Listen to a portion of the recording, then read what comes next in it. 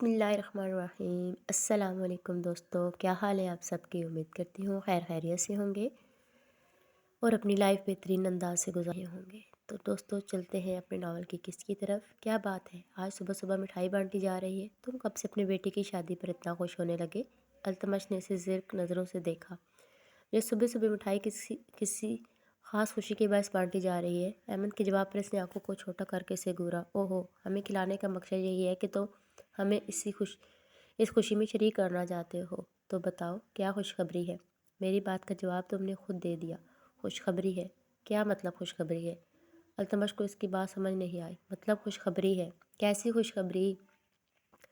वो अब भी नहीं समझा। तुम्हारी माँ माँ बनने वाली है। मेरी माँ तो पहले ही माँ है। मुंह में गुलाब जामुन रखने से पहले वो बोला। जैसे ही पूरा गुलाब जामुन मुंह में गया, सेकंडों में ही वो अहमद की बात को समझ गया, जो खामोश खड़ा इसके चेहरे के तासुरात देख रहा था। और पिलर की ओट में खड़ी जुनैरा का दिल चाहा कि ज़मीन फटे और वो इसमें समा जाए। अल्तमश ने पहले तो खा जाने वाली नज़रों से अहमद की तरफ देखा। सुकून नहीं था ना तुम्हारी ज़िंदगी में। पूरा गुलाब जामुन खाने के बाद आखिरकार वो बोल उठा। क्या करें, भले थोड़ा देर से शादी की है, मगर मोहब्बत की शादी है। भले मोहब्बत की शादी है, अपनी उम्र का ही लिहाज रख लेते बुजुर्ग आदमी। अपने लिए ये लक़ब सुन के वो तिलमिला उठा, मगर सब्र का कड़वा घूंट भरने में ही आफियत थी। ऐसा क्यों बोल रहे हो। खुद तो तुम्हारे एक ही बार में इतने बच्चे हैं और मैं एक भी ना पैदा करूं। ये तो कहीं का इंसाफ नहीं है। अहमद ने भी डिठाई की हद कर दी। कहाँ है मेरी माँ। जैसे इसने जुनैरा के बारे में पूछा, जुनैरा के औसान ही ख़ता हो गए। वो चाहती थी कि अहमद इसका पता ना दे। वो खड़ी है पिलर के पीछे, तुम्हारे सामने आने से झिझक महसूस कर रही है। कल रात से रो रही है कि पता नहीं इसका बेटा क्या बोलेगा, क्या समझेगा। ये तो तुम्हें सोचना चाहिए था। ये मेरी माँ क्यों सोच रही है। अल्तमश ने इसे नीचे से ऊपर की तरफ देखकर दोबारा थोड़ा शर्मिंदा करने की कोशिश की, मगर वो भला कहाँ शर्मिंदा होने वाला था। फ़ख्र से सर उठाकर खड़ा रहा, जैसे कोई बहुत बड़ा कारनामा सर अंजाम दे दिया हो। इसे वहीं पर छोड़कर अल्तमश दुलारा के पास आ गया। माँ यहाँ पर क्यों खड़ी हैं। वो ज़ोर से आंखें मीचकर अपने कानों पर हाथ रखे खरगोश की तरह खुद को महफूज समझ रही थी, जबकि ऐसा तो हरगिज़ नहीं था। माँ ऐसे क्यों खड़ी हैं। अल्तमश ने इसके दोनों हाथों को पकड़कर नीचे किया तो वो नज़र झुकाकर खड़ी रही। बोलने के लिए लफ्ज़ ही नहीं थे। कितनी खुशी की बात है। मैं हमेशा से चाहता था मेरा कोई भाई या बहन हो, मगर मुझे नहीं पता था इतना बड़ा होने के बाद, इतने सालों के बाद भी मेरी ये हसरत पूरी हो जाएगी। मैं बहुत खुश हूँ। जुनैरा ने एक झटके से सर उठाकर इसकी तरफ देखा कि शायद वो उस पर तंज कर रहा हो, मगर ना तो उसके लहजे में तंज की कोई रमक थी और ना ही चेहरे पर ऐसी कोई परछाई, बल्कि वो मुस्कुरा रहा था और इसकी मुस्कुराहट में सच्चाई वाज़िह थी। जुनैरा ने हैरत से अमन की तरफ देखा, जिसने हामी में सर हिलाकर मुस्कुराते हुए इसे तसल्ली दी। सारी रात वो इसे समझा रहा था कि कोई भी ओवर रिएक्ट नहीं करेगा, मगर जुनैरा को इसकी बात पर यकीन नहीं आया। लेकिन अब जब अपनी आंखों से देख रही थी तो दिल को कुछ तसल्ली हुई। अल्तमश ने तो कुछ भी नहीं बोला था। अब अदनान की बारी थी। तभी अदनान भी वहाँ आ गया। जिस तरह अल्तमश के कानों में अहमद ने सारा सच गोश गुजार किया, वैसे ही अदनान को भी खुशखबरी का बताया। डैड, आपको पता है कल मेरी शादी हुई है। अदनान ने भी इसे कुछ शर्म दिलाने की कोशिश की। हाँ, तो फिर दो दो खुशखबरियाँ हो गई। कल तुम्हारी शादी हुई, आज तुम भाई बनने वाले हो। इसमें मसला थोड़ी ना है। तुम्हें तो खुश होना चाहिए। इस खुशी में तुम डबल रसगुल्ले या फिर गुलाब जामुन ले सकते हो। रहने दे, मुझे आपसे कोई लेना देना नहीं। मुझे आपसे कोई लेना देना नहीं है। आप तो हैं ही बेशर्म। मुझे पता नहीं किस बात का दर्स दे रहे थे। मैं अपनी माँ के पास जा रहा हूँ। उसकी बात पे अहमद ने दांत किचकिचाए। मेरी बात सुनो। तुम्हारी माँ भी जहेज़ में बच्चे नहीं लेकर आई, मेरी वजह से ही हुई है। आप अपना काम करें। माँ ना होती तो मैं देखता कौन सी हवा में बच्चे पैदा कर देते हैं आप। अदनान इन्हें सख्त सुस्त सुनाकर जुनैरा के पास आ गया। इस वक्त वो दोनों ही जुनैरा के करीब खड़े होकर अपनी खुशी का इजहार कर रहे थे। अहमद ने गुस्से से मुठियाँ भींच ली। मुझे दोनों ने सुनाया और जाकर दोनों अपनी माँ की दिलजोई कर रहे हैं। मेरा तो जैसे कोई वजूद ही नहीं है। क्या मैं इतना बेकार हूँ। इसने आसमान की तरफ देखकर खुदा से शिकवा किया, जबकि इसकी ऐसी हालत देखकर जुनैरा को हंसी आई। अब वो काफ़ी हद तक नॉर्मल हो चुकी थी। बाकी सावरी और नाजली की ज़्यादा फिक्र नहीं थी। वो यकीनन ऐसी सिचुएशन को खूब समझ जाती। کہاں چلے گئے یہ دونوں؟ اس نے آس پاس کے لوگوں سے بھی پوچھا، مگر حاشر اور عادل کا کہیں پتہ نہیں چلا۔ اتنی جلدی وہ کہاں جا سکتے ہیں؟ گن سے اپنی کن پٹی کھجاتی ہوئے وہ سوچ ہی رہا تھا، مگر تبھی اچانک فون آیا۔ فون پر اس کے آدمی نے جو خبر دی تھی، اسے سننے کے بعد وہ بہت خوش ہوا۔ تم لوگ ایک کام کرو، پتہ کرو وہ واقعی زنیرہ ہے یا نہیں۔ اگر وہ زنیرہ ہوئی تو ہم اس کے گھر پر حملہ بول دیں گے۔ اس عورت کو کسی بھی طرح مرنا ہوگا۔ میری راہ کی آخری رکاوٹ بس یہی ہے۔ شاہد کو زنیرہ کی خبر مل چکی تھی اور اب وہ پہلی فرصت میں اسے مار دینا چاہتا تھا تاکہ اپنے راستے کا آخری یہ کانٹا بھی نکال کر پھینک دے۔ پھر اس کے بعد اسے کوئی نہیں روک سکتا تھا، کیونکہ اب تو وہ اپنے بھائی شوکت کو بھی مار چکا ہے۔ رہی ان دو بچوں کی بات، تو ان دونوں کو راستے سے ہٹانا کوئی بڑی بات نہیں تھی۔ خود کو پرسکون کرنے کے لیے اس نے دوبارہ اپنے فلیٹ کا رخ کیا تاکہ وہاں جا کر تھوڑا سکون کر سکے۔ اس کے علاوہ ان دونوں کو ڈھونڈنے کے لیے اس نے اپنے باقی آدمیوں کو لگا دیا۔ ویسے تو اس وقت وہ زیادہ ٹینشن میں نہیں تھا، لیکن اسے رہ رہ کر شوکت پر غصہ آ رہا تھا۔ دل چاہ رہا تھا اس کے وجود کو نیست و نابود کر دے۔ آخر اس کی ہمت بھی کیسی ہوئی اس کی مرضی کے خلاف دو بچے پیدا کرنے کی؟ اس کی اتنی اوقات، اور اوپر سے DNA ٹیسٹ کی رپورٹ بھی کروا کے رکھی ہوئی تھی تاکہ ثابت کر سکے جس کے بچے ہیں۔ مجھے ڈبل کراس کرنے چلا تھا، لیکن مجھے تو کوئی دھوکہ نہیں دے سکتا۔ شاہد نہ جانے کس کو مان میں تھا۔ شاید اس نے ہر کسی کو اپنے جیسا ہی سمجھ رکھا تھا۔ ایئرپورٹ پر اترنے کے بعد اسے ایک گاڑی ریسیو کرنے کے لیے آئی۔ اپنی ساڑی کے پلو کو سنبھالتے ہوئے وہ گاڑی میں آ بیٹھی۔ ڈرائیور نے سامان اٹھا کر ڈگی میں رکھا اور گاڑی چلا لی۔ ان جانی پہچانی سڑکوں پر دوڑتی گاڑی ہوا کے جھونکوں کے ساتھ ماضی کی یادیں بہا لائی تو عارفہ نے کرب سے آنکھیں میچ لی۔ یہ وہ لمحہ تھا جو وہ اپنے شوہر کے ساتھ ایک شاپنگ مال میں شاپنگ کرنے گئی تھی۔ وہ دونوں بہت زیادہ خوش تھے۔ ان کی نئی شادی ہوئی تھی اور شادی کو بھی 2 ہی مہینے ہوئے تھے۔ پورے خاندان کے لیے وہ دونوں پرفیکٹ میرڈ کپل تھے، مگر تبھی اس شاپنگ مال کے اندر اس کا ٹکراؤ خالد بلوچ سے ہوا، جو اسے دیکھ کر دیکھتا ہی رہ گیا۔ لیکن عارفہ کے لیے وہ انجان مانی نہیں رکھتا تھا، تو ایکسکیوز کر کے آگے نکل گئی۔ مگر پھر نہ جانے کہاں سے اگلے 3 دن کے اندر اس نے عارفہ کے گھر کا پتہ لگوا لیا اور وہ تیسرے دن اس کے دروازے پر آ گیا۔ دروازے کی بیل بجانے پر عارفہ نے دروازہ کھولا۔ اس وقت اس کا شوہر گھر پر نہیں تھا۔ اپنے سامنے انجان آدمی کو دیکھ کر وہ حیران رہ گئی۔ وہ بھلا اس انسان کو کیوں یاد رکھتی جس سے بس ایک معمولی سا ٹکراؤ ہوا تھا؟ مگر خالد بلوچ کے لیے یہ ٹکراؤ ایک حسین یاد ہی بن گیا تھا۔ اسے عارفہ کی خوبصورتی بے حد پسند آئی۔ وہ چاہتا تھا کہ چند راتیں اس کے ساتھ گزارے، مگر ایسا نہیں ہوا۔ جب خالد بلوچ نے دروازے پر کھڑے ہو کر یہ اپنی خواہش کا اظہار شروع کر دیا تو عارفہ نے ادھر ادھر دیکھا۔ اسے لگا کہ شاید یہ کوئی پاگل ہے اور اسے وہاں سے بھگانا چاہا، مگر وہ اسے دھکا دے کر گھر کے اندر آ گیا اور دوبارہ اپنی خواہش کو سامنے رکھا۔ یہ بھی کہا کہ اگر وہ چاہے تو اسے شادی بھی کرے گا، اپنے شوہر سے طلاق لے لے۔ لیکن اس نے اپنے گارڈ کو کہہ کر خالد بلوچ کو گھر سے باہر نکلوا دیا۔ شام کو جب اس کا شوہر گھر آیا تو اس نے یہ ساری واردات اسے بتائی، جس پر اس کا بے تحاشا خون کھول کر رہ گیا۔ آخر وہ بھلا کیسے برداشت کر سکتا تھا کہ کوئی اس کی بیوی کو آ کر ایسی غلط قسم کی بات بولے اور گھر میں بھی داخل ہو جائے، اوپر سے طلاق لینے کا مشورہ بھی دے رہا ہے۔ تم فکر مت کرو، میں پولیس کو انفارم کرتا ہوں۔ مگر وہاں جانے کے بعد اسے پتہ چلا جس کے خلاف رپورٹ درج کروانے آیا ہے وہ کوئی عام انسان نہیں ہے، بلکہ وہ بہت زیادہ اثر و رسوخ رکھنے والے لوگ ہیں۔ ان کے خلاف تو کوئی رپورٹ بھی لکھنے کے لیے تیار نہیں تھا۔ خالد بلوچ کو جب یہ بات پتہ چلی کہ عارفہ کا شوہر اس کے خلاف رپورٹ درج کروانے گیا تھا تو وہ اس کے گھر آ گیا۔ اس وقت رات کے تقریباً 10 بج رہے تھے۔ وہ دونوں ہی کھانا کھا کر اب سونے کی تیاری کر رہے تھے۔ مگر خالد بلوچ اس بار اکیلا نہیں آیا، بلکہ اپنے ساتھ کچھ آدمی بھی لے کر آیا تھا، جنہوں نے آتے ہی سب سے پہلے عارفہ کے شوہر کو جکڑا اور پھر اس کے بعد اسے لا کر بیڈ روم میں باندھ دیا۔ خالد بلوچ خود عارفہ کو جکڑے کھڑا تھا۔ جیسے اس کے شوہر کو بری طرح بے بس کر کے اس کمرے میں بٹھا دیا گیا تو خالد نے اپنے باقی آدمیوں کو باہر جانے کا بولا اور پھر اس کے شوہر کے سامنے ساری رات عارفہ کی عزت کو تار تار کرتا رہا۔ وہ چیختا رہا کہ اس کی بیوی کے ساتھ یہ سب نہ کرے، اور عارفہ نے بھی خود کو چھڑوانے کی مکمل کوشش کی، لیکن عارفہ کو تو اس نے بیڈ کے ساتھ بری طرح باندھ کر ساری رات اپنی ظلم کا نشانہ بنایا۔ کئی بار اس کے وجود کے ساتھ کھیل کر صبح ہو گئی۔ صبح بھی اس کا من نہیں بھرا۔ خود جا کر اس نے ناشتہ کیا اور لا کر عارفہ کو بھی ایک دودھ کا گلاس پلایا اور پھر دوبارہ اس کے وجود سے کھیلنا شروع ہو گیا۔ کئی بار وہ بے ہوش ہو گئی، مگر خالد نے کبھی تھپڑ مار مار کر تو کبھی پانی پھینک کر اسے ہوش کی دنیا میں واپس لایا، تاکہ اپنے ساتھ ہونے والی زیادتی وہ اپنی آنکھوں سے دیکھے اور محسوس کرے۔ جب وہ روتی، تڑپتی، التجائیں کرتی تو خالد کو بہت سکون ملتا۔ کتنی ہی بار وہ اس کے وجود کے ساتھ کھیلا اور اپنی تمام تر وحشت عارفہ کے وجود کے اندر اتار کر اب وہ سکون محسوس کر رہا تھا۔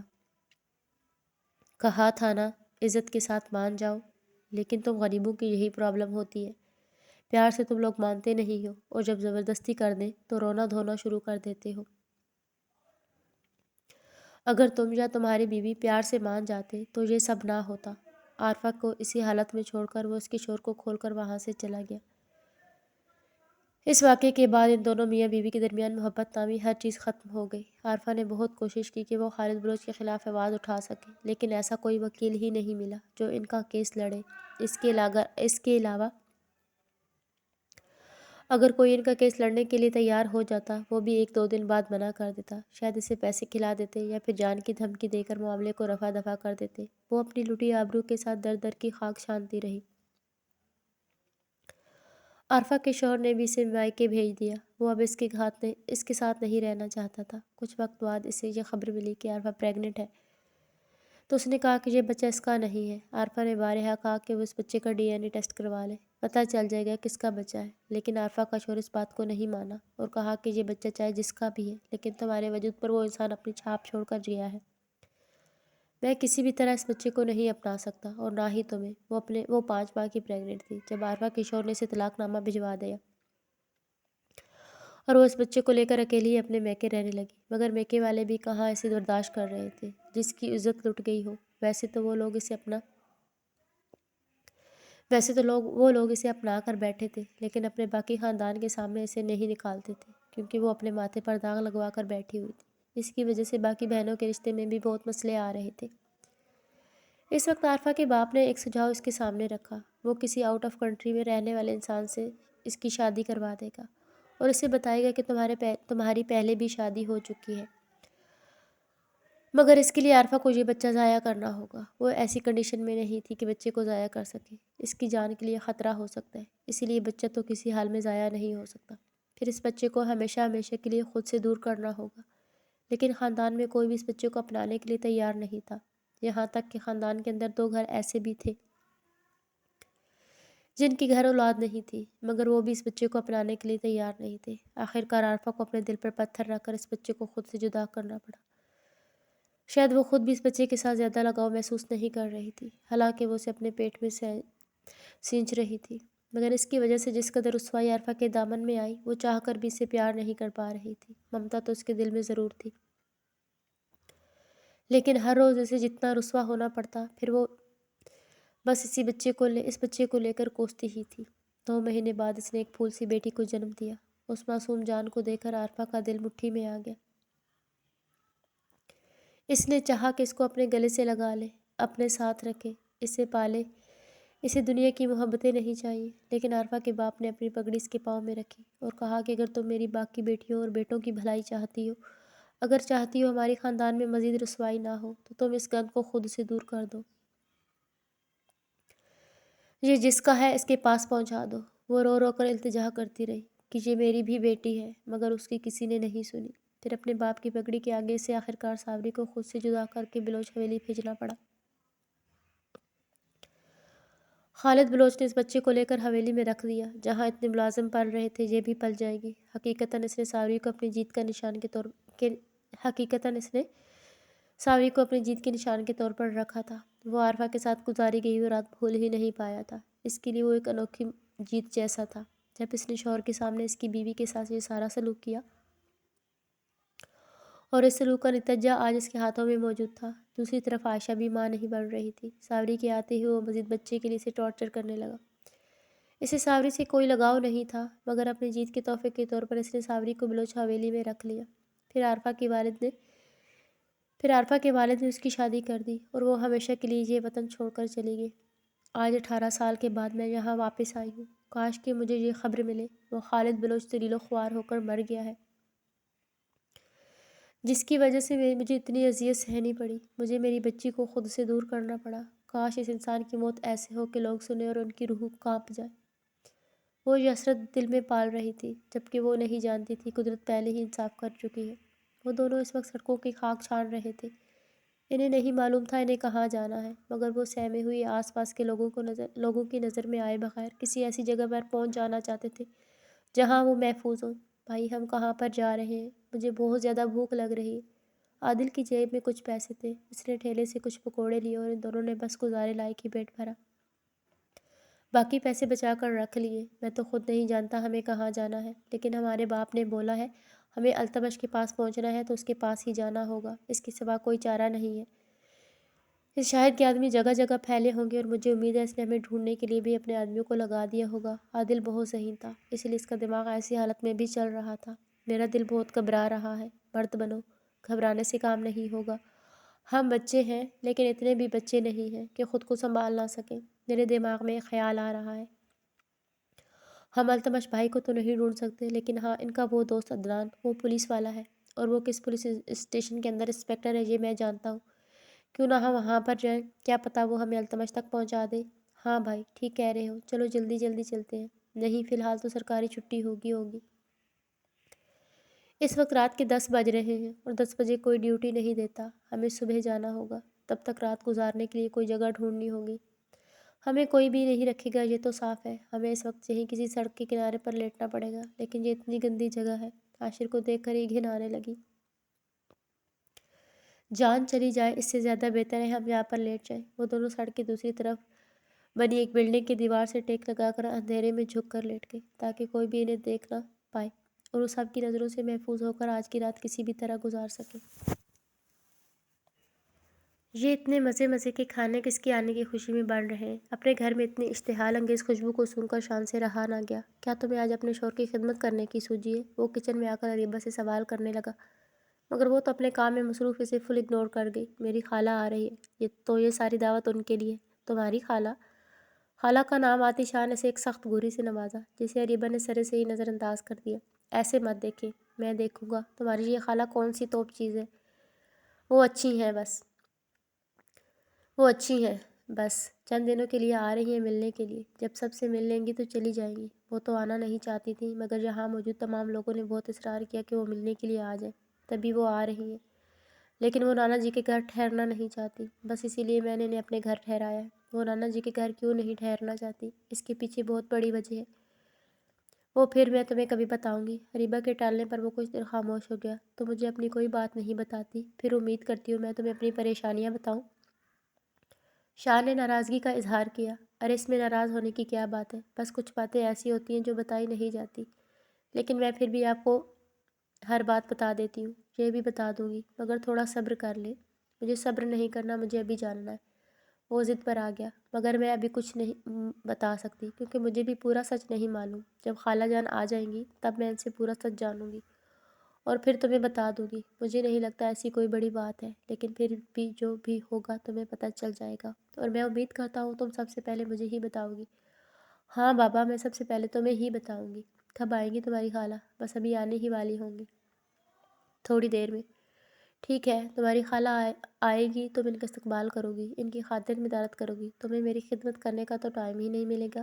ہاں بالکل، آج آپ اپنا منہ دھو کر رکھیں، میں آپ کی کوئی خدمت نہیں کر سکتی، لیکن میں تو تمہاری خدمتوں کے بغیر نہیں رہ سکتا۔ چپ چاپ وقت پر کمرے میں آ جانا، ورنہ تمہاری خالہ کے سامنے ہی تمہیں اٹھا کر کمرے میں لے کر آؤں گا۔ آپ بہت بدتمیز ہیں۔ اریبہ نے اسے سخت سستنایا۔ جو بھی کہہ لو، شوہر ہوں اور اپنے حق کو کسی طور نہیں چھوڑ سکتا۔ کسی دن بیوی کا خیال بھی کیا جا سکتا ہے۔ بیوی کا خیال کر رہا ہوں تبھی تو یہاں کھڑا ہوں، ورنہ بھی اٹھا کر لے جاتا۔ توبہ ہے۔ ٹھیک ہے، اب یہاں کھڑے رہ کر میرا دھیان بھٹکانے کی ضرورت نہیں ہے، جائیں اور اپنا کام کر لیں، میں بھی اپنا کام نپٹا لوں۔ میری خالہ آنے والی ہوں گی، پھر ان سے ملنا، دیکھنا وہ کتنی سویٹ ہے۔ مجھے تمہاری خالہ سے ملنے میں کوئی انٹرسٹ نہیں ہے۔ وہ برا سا منہ بنا کر اپنے کمرے میں جانے لگا تو اریبہ نے پیچھے سے اس کے کمر پر تھپڑ دے مارا۔ بہت بدتمیز ہو گئے ہو، کتنی چڑیل جیسی بیوی ہو تم۔ اپنے کمر پر ہاتھ رکھ کر وہ بلبلا اٹھا۔ کیا کہا؟ میں چڑیل ہوں؟ صدمے کے مارے اریبہ نے آنکھیں پھاڑ کر شان کی طرف دیکھا، جو وہاں سے فرار کی راہ دیکھ رہا تھا، مگر اس سے پہلے کہ وہ فرار ہوتا، اریبہ کے ہاتھ میں جو بھی آیا اس نے شان کے سر میں دے مارا اور وہ اپنے سر کو پکڑ کر وہیں زمین پر بیٹھ گیا، کیونکہ اریبہ کے ہاتھ میں کچھ اور نہیں بلکہ فرائی پین تھا، جو کہ شان کے سر میں اتنے زور سے لگا کہ اس وقت وہ جگہ سوچ کر تھوڑی اوپر اٹھ کر آ گئی۔ جیسی اریبہ نے اس کی یہ حالت دیکھی، فرائی پین ہاتھ سے چھوٹ کر زمین پر جا گرا اور وہ بھاگ کر شان کے پاس آئی۔ आपको क्या ज़रूरत थी मुझे चुड़ैल कहने की? देख लिया देख लिया मेरा चुड़ैल वाला रूप। ऐसी ही होती हैं चुड़ैलें, अपने शौहर के साथ वो यही करती हैं। आपको मुझे चुड़ैल नहीं बुलाना चाहिए था। उसके माथे पर हाथ रखकर अपनी सफाइयाँ दे रही थी, जबकि शान उसे खा जाने वाली नज़रों से देख रहा था। अगर तुम इस हाल में नहीं होती ना, तो मैं तुम्हारे साथ क्या करता तुम नहीं जानती। तुम वाकई चुड़ैल हो, देख लें आप फिर मुझे चुड़ैल बोल रहे हैं। इसका नतीजा बहुत बुरा हो सकता है। मुझे गुस्सा आ रहा है, शायद मैं अपने हाथों को नहीं रोक पाऊंगी। अरीबा ने अपने दोनों हाथों की उंगलियों को एक दूसरे के अंदर पेवस्त किया। तुम्हारे गुस्से की ऐसी की तैसी। वो इसके सर के ऊपर हाथ मारकर उठता हुआ अपने कमरे में जाकर बर्फ लगाने लगा। वाकई चुड़ैल है, एक बार कमरे में आ जाए ऐसा सबक सिखाऊंगा, याद रखेगी। वो दिल ही दिल में अपने हिस्से का बदला लेने का सोच चुका था। इस वक्त रात के 10 बज रहे थे और नाज़नी किचन में खड़ी कुछ खटर पटर कर रही थी। तभी अदनान ने आकर इसे पीछे से अपनी आगोश में लिया। क्या कर रही हो? बिना देखे भी वो जानती थी कि इस वक्त इसके शोर नामदार आ चुके। मैं नाराज़ हूँ। नाज़ली ने बिना हाथों को की हरकत को रोके अपनी नाराज़गी का इजहार कर दिया। और मैं अपनी बीवी की नाराज़गी की वजह जान सकता हूँ? अदनान ने अपनी ठोड़ी को इसके कंधे पर रखा। हाँ बिल्कुल जान सकते हैं। तो फिर फरमाएं। बालों से उठती शैम्पू की भीनी भीनी खुशबू को अपनी सांसों के जरिए अंदर उतारते हुए बहकता हुआ अपने लब इसकी गर्दन पर रख गया। आप शादी के तीसरे दिन ही सुबह से गायब हैं। मैंने कितने फ़ोन किए, आपने मेरी एक कॉल भी नहीं उठाई। वो कसमसाकर इसकी आगोश में ही मुड़कर अदनान के कांधों पर हाथ रखकर इससे देखने लगी। ओह अच्छा, तो मेरी बीवी इस वजह से नाराज़ है? हाँ बिल्कुल मैं नाराज़ हूँ। ऐसी बेरुखी दिखाएंगे आप मुझे? मुझे माफ़ कर दो, मगर काम बहुत ज़्यादा था। किसी का भी फ़ोन उठाने का वक्त नहीं मिला। मैं बीवी हूँ। वो गुस्से से मुँह फुला गई। आइंदा ऐसा नहीं होगा। आइंदा अगर प्राइम मिनिस्टर का भी कॉल आ रहा हुआ तब भी मैं तुम्हारी कॉल को अहमियत दूंगा। उसकी गाल पर लब रखकर अगले ही पल अदनान ने इसे अपनी बाहों में उठा लिया। जितनी भी तुम्हारी नाराज़गी है, चलो दूर कर देते हैं। मेरी नाराज़गी आप कैसे दूर करेंगे? तुम्हारी रूह की गहराइयों में समाकर। इसे अपनी बाहों में उठाकर कमरे तक ले जाती हुई अपनी बातों से नाज़ली की कान के लो तक सुर्ख कर चुका था। अच्छा सुने, आपको पता है आप भाई बनने वाले हैं? नाज़ली को लगा इसने ये खबर सबसे पहले अदनान को सुनाई। इसकी बात पर वो हंस पड़ा। हाँ जानता हूँ। और अब तुम्हें पता है तुम्हें क्या करना है? इस बात पर वो हैरान रह गई। नहीं मुझे नहीं मालूम। तुम्हें अब मुझे पापा बनाना है। वो उसे बेड पर लिटाकर खुद अपनी शर्ट निकाल कर नाज़ली की गर्दन से दुपट्टा निकाल उतार के एक तरफ उछालता वो खुद इसके ऊपर झुकाया। ये सब मेरे हाथ में थोड़ी ना है। अपनी गर्दन पर इसके लबों का लिम्स महसूस करके वो उदासी से बोली। तो अदनान ने इसके खूबसूरत होठों को अपने होठों में कैद कर लिया। जानता हूँ ये सब तुम्हारे बस में नहीं है, लेकिन जब जब हमें मौका मिले हम करीब आएँ, अपनी भरपूर कोशिशें करें तो ऐसा होना जल्द मुमकिन है। भला मेरा बाप मुझे भाई बनाने जा रहा है तो मैं इन्हें दादाजी बनाने में क्यों कोई कसर छोड़ूं? वो उसकी कान की लो को छूता हुआ नाज़ली के वजूद से एक एक करके हर पर्दे को आज़ाद करने लगा। चंद लम्हों की ही देरी थी, वो मुकम्मल तौर पर इसके सामने आया हुई अदनान की बाहों में हर रोज़ की तरह मोम की मानंद पिघलती जा रही थी। चंद ही पलों में नाज़ली की औसान पूरी तरह खता हो गई। जब वो इसके वजूद पर लम्हा बलम्हा गिरफ्त महसूस करता हुआ कल वाली हालत में आकर अपने जुनूनी अंदाज अपनाने लगा। कल जब वो अपने जुनूनी अंदाज में आया तो उसे नाज़ली की आहें इल्तिजाएं सुनना बंद हो गई थी। बिल्कुल वैसा ही आज भी हो रहा था। वो इसके वजूद की दिलकशी को अपने वजूद के अंदर उतारने में इस कदर मगन था कि नाज़ली की हालत की परवाह किए बगैर इस नाजुक वजूद की नरमाई धीरे धीरे पीने लगा।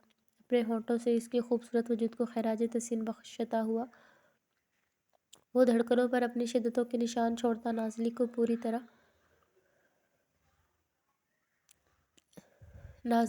तरह अपना बनाने में मगन था। वो कभी खुद को नॉर्मल रखने के लिए बेडशीट को मुट्ठियों में दबोचती तो कभी अदनान के कंधों पर हाथ रखकर इसे झंझोड़ के होश की दुनिया में वापस लाने की कोशिश करती।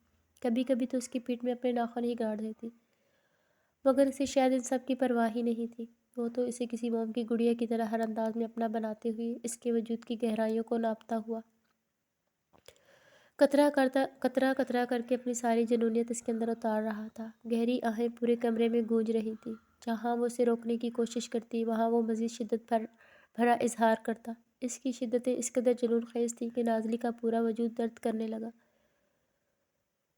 2 बार इसके वजूद से राहत हासिल करने के बाद अदनान ने इसे आराम करने का मौका दिया। कुछ घंटे तक वो आराम करती रही, मगर इन चंद घंटों के आराम का भी दर्द کرتے وجود پر کوئی خاص فرق نہیں آیا۔ جب عدنان دوبارہ اس کی کمر پر بوسے دیتا ہوا نازلی کی پشت پر ہاتھ پھیرتا نیچے گہرائیوں میں اپنا ہاتھ لے جا کر گستاخیاں کرنے لگا، نیند میں وہ یکدم ہی ہڑبڑا کر اٹھی، مگر خود پر جھکے عدنان کو دیکھ کر وہ بس آنکھیں مچ کر ہی رہ گئی۔ وہ جانتی تھی کہ اب دوبارہ وہ اس کے وجود میں اپنے آپ صلاحیت کرے گا، اور یہی ہوا۔ پہلے اس نے نازلی کی گہرائیوں میں ہاتھوں سے ہی اپنی شدت دکھائی، اور پھر خود کو ایک ہی جھٹکے میں اس کے وجود کے اندر اتار کر نازلی کو اپنی شدتوں سے باور کرواتا وہ اسے بے حال کر گیا۔ اب اتنے جنونی ہوں گے مجھے نہیں لگا تھا۔ آخر کار نازلی اس کے وجود سے لپٹی بول ہی اٹھی تو عدنان نے اس کے ہونٹ اپنے ہونٹوں میں قید کر لیا۔ کچھ دیر ان ہونٹوں کا جام پینے کے بعد وہ اس کی گردن پر اپنے دانتوں کے نشان بناتا ہوا نازلی کی روح میں آخری قطرے تک اتر گیا۔ میں نے تو تمہیں پہلے ہی کہا تھا، اب تمہیں ہر رات میری جنونیت کا سامنا کرنا پڑے گا، اور جس طرح تمہاری خوبصورتی ہے، یہ جنونیت مزید بڑھے گی۔ وہ اس کی گہرائیوں میں ہاتھ رکھ کر اسے سہلاتا ہوا نازلی کے کان میں سرگوشیاں کرنے لگا۔ مجھے تھوڑی دیر آرام کرنے دے۔ نازلی کی التجا پر وہ نفی میں سر ہلا گیا۔ میری جان، ابھی تم نے تھوڑی دیر پہلے ہی بھرپور نیند لی ہے، بہت آرام کر لیا، اب اپنے شور کو سکون پہنچانے کا وقت ہے، اور یہ سکون تم تب تک پہنچاؤ گی جب تک صبح کی کرنیں ہمارے وجود کو روشن نہیں کرتی۔